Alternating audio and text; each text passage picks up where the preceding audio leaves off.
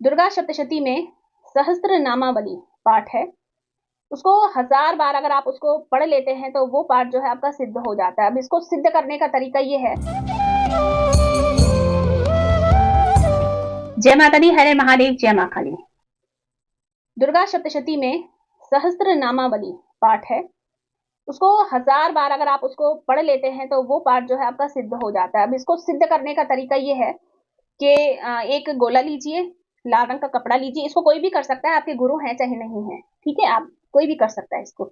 एक गोला लीजिए, लाल कपड़ा, लाल कपड़े के अंदर गोला रखिए, उसके अंदर सामर्थ्य अनुसार दक्षिणा रखिए। जो तो शिष्य हैं, ठीक है, और गुरु मान करके, भले ही वो किसी के भी शिष्य हो या उनके कोई गुरु नहीं है, लेकिन ये वीडियो अगर देख करके आप कार्य कर रहे हैं और आप मुझे उस वक्त के लिए मुझे गुरु मान करके ये कार्य कर रहे हैं, तब आपको संपर्क करना बहुत जरूरी है। एक गोला लेना है, लाल रंग का कपड़ा लेना है, गोले के अंदर आपने सामर्थ्य अनुसार दक्षिणा रखनी है, उसको कलावे से बांध दीजिए, कपड़े को, गोला, कपड़ा, दक्षिणा, ठीक है, और अपने पूजा स्थान पर उसको स्थापित कर दीजिए। अब आपने दीपक घी का जलेगा, घी का दीपक जलाइए, दीपक उतनी देर जलेगा जितनी देर आपने ये साधना करनी है, ये पाठ करना है। पाठ जिस दिन कर सकते हैं उतना ही आप सामर्थ्य अनुसार बोल सकते हैं कि मैं सामर्थ्य अनुसार पाठ करने का संकल्प करता हूँ या करती हूँ, ठीक है, ये आपने करना है। और उसके बाद आप पाठ करने बैठ जाइए, तो आप अपने आसन पर बैठिए और पाठ करना शुरू कर दीजिए। जितना भी आपसे, जितनी भी संख्या आपकी हो सकती है, पाठ करिए, ठीक है। भोग प्रसाद जो है आप पंचमेवा का लगाइए, पर डे रोज आप पंचमेवा का भोग लगाइए। पर डे अगर नहीं आपका सामर्थ्य है पंचमेवा का, तो किसी दिन मिश्री का लगा दीजिए, किसी दिन किशमिश का भोग लगा दीजिए, किसी दिन मालपुए का भोग लगा दीजिए, किसी दिन खीर बना दीजिए। इस तरीके से आप प्रसाद जो है बदल बदल कर माँ को भेंट कर सकते हैं, ठीक है। अब जिस दिन आपका ये साधना जिस दिन खत्म हो जाएगी, 10वां दिन हो जाएगा, या आपका 21 दिन का संकल्प है, या आपका 40 दिन का संकल्प है, तो जिस दिन आपकी ये 1000 पाठ संपन्न हो जाएंगे, उस दिन आपने हवन करना है। अब जो हवन रहेगा आपका, हवन सामग्री अगर आप प्रयोग करना चाहते हैं मार्केट वाली तो करिए, नहीं करना चाहते तो कोई कंपलसरी नहीं है, ठीक है। आपने क्या करना है, आपने तिल लेने हैं, सफेद तिल, और बूरा, गुड़ का बूरा आपने लेना है, नारियल बूरा आपने लेना है।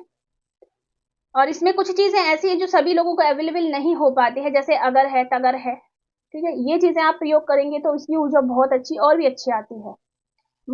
इसमें सिर्फ आप हवन सामग्री ले लीजिए, नॉर्मली बता देती हूँ मैं, क्योंकि काफी लोग कंफ्यूज हो जाते हैं, फिर मुझे मैसेज आता है कि ये कहाँ मिलेगा, वो कहाँ मिलेगा। आप कुछ मत लीजिए, आप हवन सामग्री लीजिए, मार्केट से जो हवन सामग्री मिलती है, और शुद्ध वाली हवन सामग्री लेनी है, इस चीज का ध्यान रखिएगा, ठीक है। उसके साथ आप थोड़ा सा गुड़ का बूरा डाल दीजिए, थोड़े से पंचमेवा, पंचमेवा की आपने खीर बनानी है, ध्यान रखिएगा, पंचमेवा की आपने खीर बनानी है। उस हवन के साथ गुलाब की पंखुड़ियां आपने मिक्स करनी है, और 1 चुटकी 2 चुटकी केसर के धागे आपने उसी के साथ, हवन सामग्री जो आपकी तैयार हो रही है उसके साथ आपने डाल देने हैं, ठीक है। अक्षत, थोड़े से अक्षत जो है वो पहले ही सिंदूर से लाल कर दीजिए, वो भी आपने उसमें मिक्स कर देने हैं हवन सामग्री के साथ। और अनार के दाने, अनार के दाने, अनार खोल करके अनार के दाने निकाल कर वो अनार, एक अनार आप उसमें मिक्स कर सकते हैं हवन सामग्री में, ठीक है।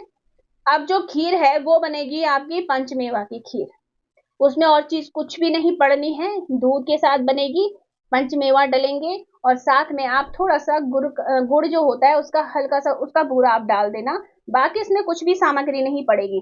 जब आप इसकी खीर तैयार करोगे तो खीर थोड़ा सा टाइट होनी चाहिए, क्योंकि ये खीर जो है आपने हवन सामग्री के साथ मिक्स करनी है, इसका हवन होना है, इस चीज का ध्यान दीजिए, ठीक है।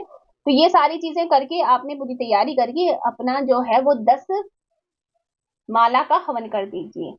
10 माला का मतलब जो 1000 नाम है वो आपने 10 बार उसकी आहुति डालनी है, 1000 नामों की 10 बार आपने आहुति डालनी है, ठीक है।